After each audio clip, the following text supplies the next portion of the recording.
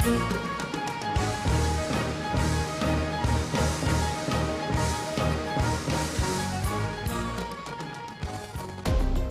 понедельника по пятницу в 8:35 и 18:30. С вами Радио Крым Реалии. Слушайте нас на средних волнах на частоте 549 кГц. Свежие новости, важные события, мнения экспертов. Все это в нашем эфире. Радио Крым Реалии. Крымчане имеют право знать. Доброе утро, прекрасная Таврида. С вами снова самое крымское в мире радио Крым Реалии и я, ведущий Сергей Громенко. Встречаемся, как всегда, на средних волнах на частоте 549 кГц или на сайте Крым Реалии. Прямой эфир. Еще раз всем доброго утра. Ровно через 10 дней на территории Российской Федерации, а также в аннексированном Крыму, пройдут выборы в Государственную Думу. И сегодня мы поговорим о том, как они будут проходить, какие результаты стоит ожидать, будут ли крымчане бойкотировать выборы и, наконец, как официальный Киев планирует бороться против признания депутатов от Крыма на международном уровне. Обо всем этом мы поговорим сегодня в эфире с украинским политологом Тарасом Березовцом, председателем комитета Меджлиса по защите прав крымско-татарского народа Эскендером Бариевым и юристом-международником Борисом Бабиным. Но сейчас короткая справка от моих коллег. 100 слов по теме. Выборы в Госдуму Российской Федерации неоднократно критиковали представители украинской власти из-за голосования, которое планируют провести в аннексированном Крыму. МИД Украины называет выборы незаконными. Прокуратура Автономной Республики Крым в Киеве пригрозила, что в отношении лиц, причастных к их организации, откроет уголовные дела. Председатель Комитета Верховной Рады Украины по иностранным делам Анна Габко предлагает 8 сентября рассмотреть обращение к парламентам иностранных государств, признать нелегитимными выборы в Госдуму России на территории аннексированного полуострова. Лидер Меджлиса крымско-татарского народа Рифат Чубаров в Фейсбуке призывает соотечественников, проживающих на полуострове, не ходить на голосование. Российский глава Крыма Сергей Аксенов называет неучастие в выборах крымских татар их правом и уверен, что массового бойкота не будет. Выборы в Госдуму России запланированы на 18 сентября. 100 слов по теме. Это радио Крым Реалии. Звоните нам по бесплатному номеру телефона 8 800 10 06 926, 8 800 10 06 926. Пишите нам в Твиттере, предлагайте свои темы программ и, конечно, заходите на сайт Крым Реалии, читайте наши материалы. Крымчане говорят. Я звоню из Севастополя. По поводу туристов, так в Севастополе их просто нет. Ярым украинкам, которые не хотят получать русские паспорта, пускай шуруют на Украину и там получают пенсию. В Украине сложилось мнение, что во всех бедах виновата Россия. Мы их не звали сюда. Я даже был согласен получать 800 гривен украинских, но свои. Радио Крым Реалии. Крымчане имеют право знать. Напоминаю нашим слушателям о том, что мы говорим сегодня о грядущих выборах в Госдуму Российской Федерации, которые пройдут буквально через 10 дней. Секретарь крымского отделения партии «Единая Россия» и по совместительству спикер подконтрольного Кремлю парламенту полуострова Владимир Константинов о том, что, несмотря на выборы, Сергей Аксенов никуда не уходит, сказал так. Мнение. Хочу сразу заверить всех крымчан, что Аксенов Сергей Валерьевич никуда не уходит. Он возглавляет список для того, чтобы показать всем крымчанам, во-первых, что команда победителей, она сохранила свои позиции, а во-вторых, подчеркнуть важность выборов самих 18 сентября. Мнение. Итак, с нами на включении украинский политолог-международник Тарас Березовец. Тарас, вы меня слышите? Да, доброе утро. Доброе утро, Тарас. У меня к вам будет два вопроса. Вопрос номер один. Вот мы сейчас видим, что первые выборы в Государственную Думу на территории аннексированного Крыма происходят, и на самом деле в России часть политических партий решила, что никаких проблем с этим нет, они выдвигают своих кандидатов, некоторые даже провели праймерис, и вот в результате их кандидаты попадают. Оппозиционные партии считают, что нет, ни в коем случае мы не должны вести агитацию и выдвигать своих кандидатов. Существует ли в российском политическом поле какой-то консенсус по поводу того, что делать с депутатами, которые будут избраны от Крыма? Мы понимаем, что Кремль безоговорочно их признает. Есть ли какое-нибудь у вас представление о том, что думают российские оппозиционеры по этому поводу?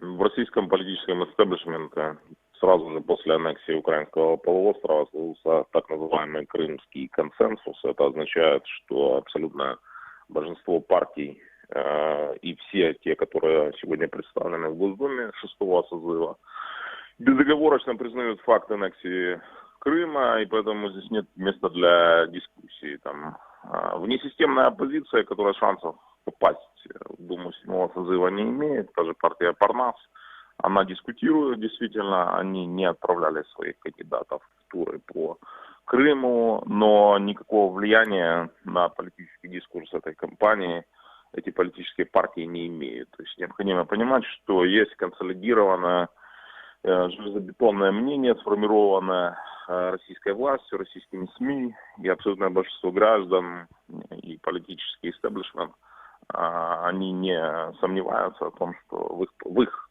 системе координат Крым является российским. Понятно. А что касается вот самого Сергея Аксенова и того, что якобы ему предлагали, ну, было такое мнение, золотой парашют, попасть депутатом в Государственную Думу, а вот теперь Владимир Константинов говорит, да ну нет, ну что вы, этого не может быть, он остается работать на своем месте. Вот что здесь правда? Где здесь политический маневр, где политический расчет?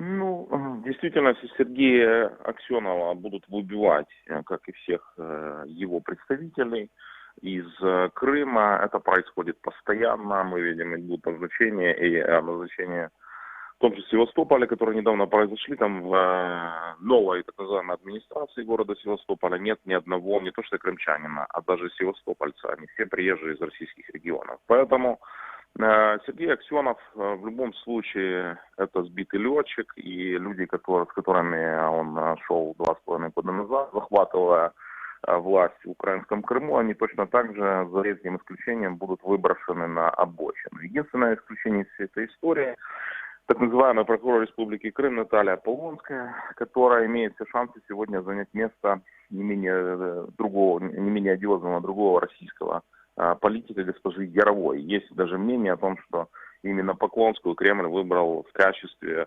скажем так, новой любимой жены Путина. И именно она должна стать человеком, который будет продвигать самые одиозные инициативы. Тот же Константинов имеет намного больше шансов выжить и остаться, потому что он намного более хитер и осторожен в своих высказываниях. Что касается Аксенова, я не верю в то, что он сохранится на своей должности в течение ближайшего года. Как это произойдет, то ли он будет действительно отправлен в Госдуму или другие варианты, но понятно, что Кремль не готов сажать, хотя есть за что, одного из героев Крымской весны. Они не могут просто так взять и посадить Аксенова. Поэтому, как и в случае с еще одним предателем, господином Тимиргалиевым, которого фактически вместо посадки просто отправили в Москву в один из вузов, будут искать некий компромиссный вариант. Что делать с Сергеем Аксеновым? Большое спасибо вам за ваше мнение. Напомню слушателям, что на связи с нами был украинский политолог-международник Тарас Березовец, а мы переходим к следующей теме, а именно к бойкоту, возможному со стороны представителей крымско-татарского народа грядущих выборов. Председатель Меджлиса Рефат Чубаров заявил о том, что выборы необходимо бойкотировать. Точка зрения. Кремлевские правители и их приспешники в Крыму, осознавая неотвратимость наказания за совершенные ими ранее преступления, пытаются вовлечь граждан Украины, жителей временно оккупированного Крыма, в соучастники готовящихся ими новых преступлений. Участие жителей Крыма в выборах депутатов Государственной Думы Российской Федерации, незаконно проводимых Россией 18 сентября 2016 года на территории временно оккупированного Крыма по замыслу российских оккупантов позволит им утверждать, что, мол, крымчане вновь подтвердили свой выбор. Точка зрения. А вот глава подконтрольного Кремлю правительства Крыма и так называемый глава республики Сергей Аксенов говорит о том, что бойкот не удастся. Альтернативное мнение. Я уверен, что массового бойкота не будет. Крымско-татарский народ давно преодолел зависимость от бывших лидеров Меджлиса. Все понимают, что они решают свои политические задачи, они решают вопросы, которые волнуют крымско-татарский народ. Альтернативное мнение. Итак, с нами на связи председатель комитета Меджлиса по защите прав крымско-татарского народа Эскендер Бареев. Эскендер, вы меня слышите? Да-да, доброе утро. Здравствуйте. Итак, мы слышали, что Рифат Чубаров призывает крымских татар на полуострове 18 сентября не принимать участие в голосовании, в выборы в Государственную Думу. А вот Сергей Аксенов говорит, что, в крайнем случае это их право, но никакого бойкота не будет, и крымские татары все придут и проголосуют. Как вам кажется, действительно ли придут и проголосуют крымские татары? Ожидаете ли вы, что бойкот удастся? В первую очередь, игнорирование предстоящих выборов – это последовательная политика Меджлиса крымско-татарского народа, потому что Меджлис крымско-татарского народа призывал не участвовать в референдуме, Меджлис крымско-татарского народа призывал не участвовать в местных выборах 14 сентября 2014 года. И, соответственно, сегодня ни в коей мере нельзя принимать участие в выборах, потому что, как было правильно подмечено, что это нарушение международного права, это преступление участвовать в этих процессах. Что касается Аксенова, то он неправильно сделал акценты, даже давая, это говорит о его зрелости, да? Согласно российскому законодательству, выборы состоятся в любом случае, независимо от явки. И поэтому понятно, что Российская Федерация покажет результаты, что выборы состоялись, потому что какое-то количество людей приняло участие. Но мы со своей стороны уверены в том, что большая часть, подавляющее большинство крымских татар, людей трезвых и адекватных в Крыму, не пойдут на данные выборы, потому что это преступление. Это нарушение резолюции Генеральной Ассамблеи ООН от 27 марта 2014 года. Это нарушение Гаагского положения, которое является дополнением Гаагской конвенции о законах и обычаях сухопутной войны от 1907 года. Это нарушение 4-й Женевской конвенции о защите гражданского населения, где не должны применяться меры принуждения ни морального, ни физического, и к лицам, которые находятся на оккупированной территории. И сегодня мы видим как раз тот процесс, что данные действия, когда создали 4 одномандатных округа и создали, и Крым вошел в многомандатный округ, то, соответственно, это нарушение международного права. И мы должны сегодня вести серьезную работу над тем, чтобы Госдума после выборов 18 сентября 2016 года не была признана легитимной. И я думаю, у нас есть все основания, чтобы добиваться этого. И тогда, после 18 сентября, единственным легитимным представителем власти будет являться президент Российской Федерации. Большое спасибо вам за ваше мнение. Напомню слушателям, что на связи с нами был председатель комитета Меджлиса по защите прав крымско-татарского народа Эскендер Бариев. А мы продолжаем. Буквально через несколько секунд мы вернемся в эфир. Не переключайтесь. Радио Крым Реалии. Мы в эфире каждый день в 8:35 и в 18:30 по киевскому времени. Слушайте нас на средних волнах на частоте 549 кГц. Если вы что-то упустили, читайте и слушайте Крым Реалии на нашем сайте, заглядывайте в наш Facebook, ВКонтакте, Одноклассники, пишите нам в Твиттере.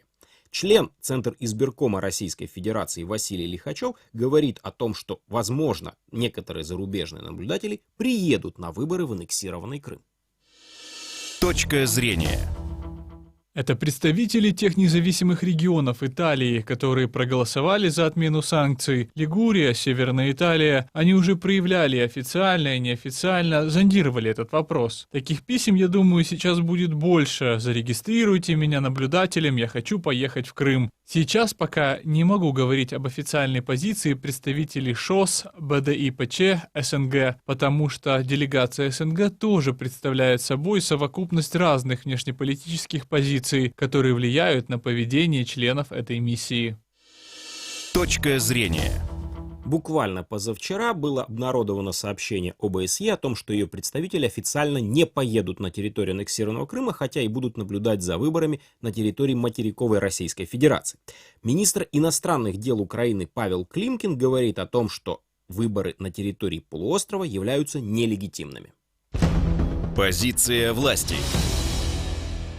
Я считаю выборы в России нелегитимными, потому что они происходят на территории оккупированного Крыма.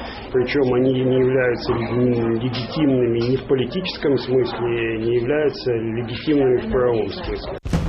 Позиция власти. С нами на связи юрист-международник Борис Бабин. Борис, вы меня слышите? Да. Здравствуйте, Борис. У меня к вам будет два вопроса. Вопрос первый. Что говорит международное законодательство о легитимности или нелегитимности самого факта выборов на территории аннексированного Крыма? Согласно 4-й Женевской конвенции об оккупированных территориях, она именно применима к Крыму, государство-оккупант не имеет права изменять политический строй на оккупированной территории. То есть в данном случае, если бы, например, политический строй не был изменен, то те органы, которые существуют в оккупации, например, там, Верховная Рада Крыма, там, сельсоветы и так далее, выборные, теоретически оккупант мог организовывать выборы в эти органы по законодательству Украины, либо по каким-то временным положениям, и здесь бы международное право молчало бы. Ну, естественно, законодательство Украины, там, ну, понятно, мы бы тоже могли предпринимать. Если говорить о ситуации аннексии, она незаконна с самого начала по определению, поэтому любые выборы и иные мероприятия, которые проводит оккупант, они являются не формой демократического волеизъявления, а способом дальнейшего упрочения власти агрессора. Поэтому с точки зрения международного права является продолжением преступления. И в данном случае лица, которые их непосредственно организовывают и проводят, также являются участниками. Речь в первую очередь идет о избирательных комиссиях, их руководителях и членах, как в Крыму, так и на территории Российской Федерации. Хорошо, а соответственно, если выборы являются нелегитимными, будет ли иметь легитимность тот состав депутатов, так называемых, от Крыма, от одномандатных округов, от единого округа, которые попадают в Государственную Думу Российской Федерации? С точки зрения международного права, опять-таки, эти лица будут не должны признаваться как депутаты российского парламента, и любое признание их в таковом качестве является опосредованным признанием самой аннексии Крыма. Поэтому в данном случае Россия будет всячески пытаться, я думаю, этих лиц засветить на международной арене и будет включать в любые делегации Российской Федерации, куда бы то ни было. И дальше уже вопрос к международным организациям и к иностранным государствам по той позиции, которую они будут занимать. Есть ли у Украины какой-нибудь реально действующий механизм для того, чтобы воспрепятствовать крымским депутатам в Государственной Думе стать полноценными депутатами или, по крайней мере, называться таковыми на международной арене? Ну, вы знаете, в обычных условиях таковой механизм — это Министерство иностранных дел. Но тот орган, который у нас существует в этом качестве, я его называю МИД УССР, ну, он, поверьте, навряд ли способен предпринять эффективные действия, особенно в международных организациях и иностранных юрисдикциях. Может быть, я ошибаюсь, но здесь все-таки ключевая ответственность на МИДе, и Бог, чтобы я ошибался, что-то внятное предпринять. Ну вот, по вашему мнению, что нужно сделать? Может быть, МИД нас услышит сегодня? Да это просто, понимаете, это повседневная кропотливая работа, это постоянное контрдействие, это постоянный мониторинг, где эти депутаты находятся, куда они собрались ехать, что они собираются делать, какие заявления они предпринимают, какие заявления предпринимает Россия по их поводу. И всего этого будет достаточно много. Плюс, опять же таки, помимо этих господ депутатов, которые, в принципе, сами по себе являются просто марионетками, речь также о преступниках, которые организовали данный процесс. Повторюсь, речь о избирательных комиссиях, то есть об органах власти, которые предприняли данные выборы. Тут уже вопрос не столько к МИДу, сколько к нашим доблестным правоохранительным органам. В Крыму уже оккупант несколько раз проводил выборы различного характера. И наши доблестные правоохранительные органы не хотят квалифицировать данные процессы как преступление против государственной безопасности Украины. Вы знаете, у нас был единственный прецедент, когда задержали депутата Верховной Рады Крыма и начали ему вменять государственную измену. Допустим, возможно, но, господа, депутат – лицо, обладающее иммунитетом и индемнитетом. Как ни крути, это как, может быть, даже незаконный, но якобы народный избранник. А те лица, которые организовали его избрание, они явно значительно больше представляют опасность для Украины. И по ним до сих пор никто никаких решений не предпринимал. Уже 2 года как. И вот здесь это актуальный вопрос к нашим правоохранительным органам. Все эти избирательные комиссии, главы, это не прячется информация, это все в открытом доступе. Мы знаем, кто это такие, мы знаем их координаты, но вы же понимаете, наши доблестные органы по этому поводу хранят молчание, и это снова-таки иллюстрирует действительную, а не имитационную позицию нашей власти по поводу оккупированного Крыма. Большое спасибо вам за ваше мнение. С нами на связи был юрист-международник Борис Бабин. Мне говорят, что у нас есть звонок от слушателя, но у нас есть буквально 30 секунд. Вы меня слышите? Да. Алло? Да, я вас слушаю. Алло. Вас ужасно слышно. Вы в эфире говорите?